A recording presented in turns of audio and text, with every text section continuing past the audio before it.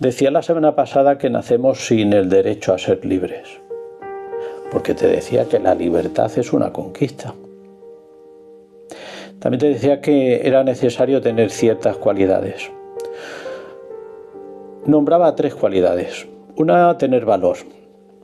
Coger el camino que te lleva a la libertad necesita que estés preparado para enfrentarte a casi todo y a casi todos. Por lo tanto, tenías que tener valor. La otra cualidad era que tenías que ser temible. El miedo es algo reconocido universalmente y por cualquier animal. Luego, que tú reconozcas que tienes miedo a cosas o a personas determinadas, hace que puedas entender que tú tienes que transmitir ese mismo miedo. Te va a allanar el camino, va a ser mucho más sencillo. Y la otra cualidad es la inteligencia. También hablábamos de que para coger el camino de la libertad debías de asumir, por lo tanto, la responsabilidad de aquello que ibas a hacer. Pero además es que la cualidad de la inteligencia te servía para hacerlo en la medida perfecta. Debías de elegir qué querías hacer, cómo lo querías hacer, para qué lo querías hacer, qué recursos utilizabas. Y lo único que te permitía hacerlo de forma correcta es la inteligencia. Esto de que afirmara de que no naces con el derecho a ser libre ha incomodado a alguna gente.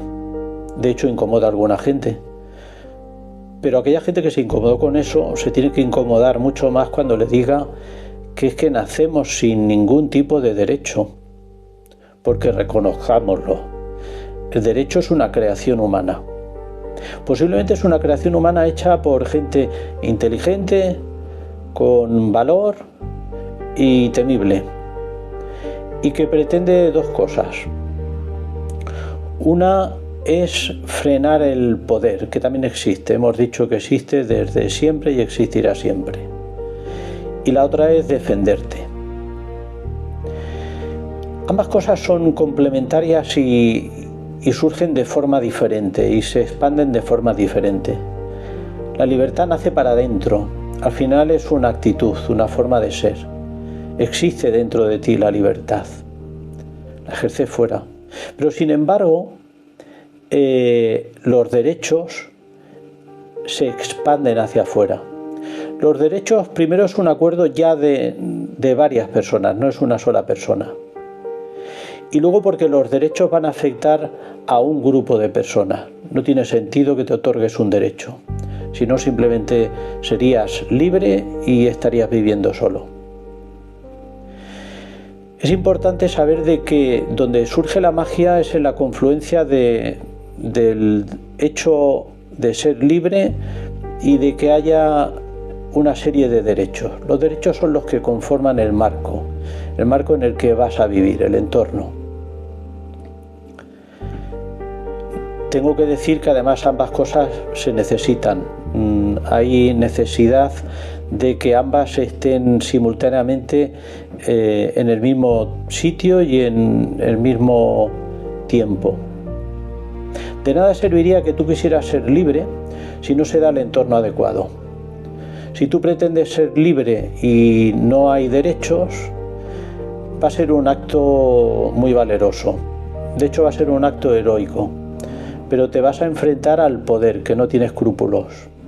Y lógicamente te va a vencer en poco rato.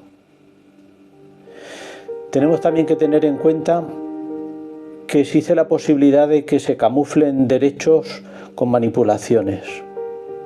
De hecho, convivimos en este momento con manipulaciones que hemos creído que son derechos. En las cuestiones de derechos y libertad hay que tener en cuenta que ambas cosas, como he dicho antes, deben de simultanearse. Podemos haber creado un marco en el que existe en principio el derecho a la libre expresión y seguir siendo mudos. Podemos tener derecho a elegir y sin embargo seguimos obedeciendo. Es una tarea complicada y requiere de ambas cosas para que el mundo funcione mucho mejor. Pero hay una cuestión que me gustaría reforzar.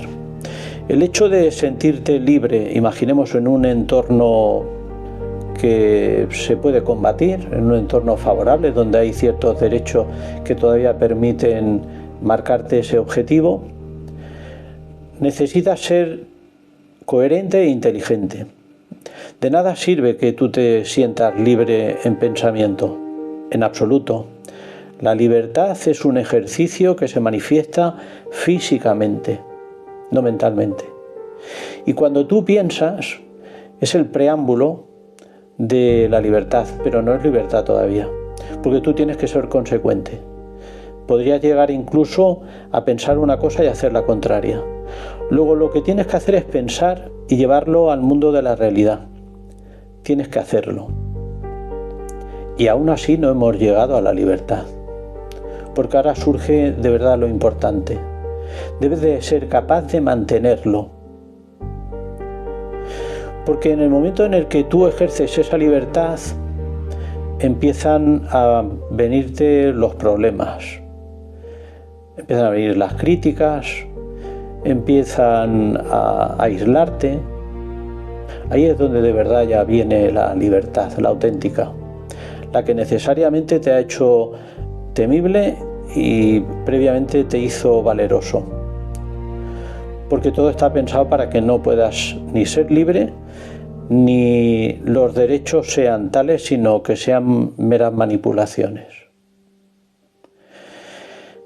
En esta ocasión hemos hablado de la confluencia de dos cosas que pueden permitirnos tener una sociedad justa. Siempre he dicho que vamos a hablar del poder. En el próximo capítulo vamos a deshilachar el poder, porque me imagino que te preguntarás, de los poderes que conocemos, ¿cuál es el más poderoso? ¿Cuál es el que puede más sobre el otro? Me gustaría poder colaborar con todos, me gustaría que hubiera colaboración. Hoy por lo pronto cerramos este tema. Entre libertad y derechos no hay ninguna diferencia, solamente se puede sumar. Y hoy sabemos de que la libertad crece para adentro y los derechos van para afuera, y eso te da el marco necesario para tener una vida digna.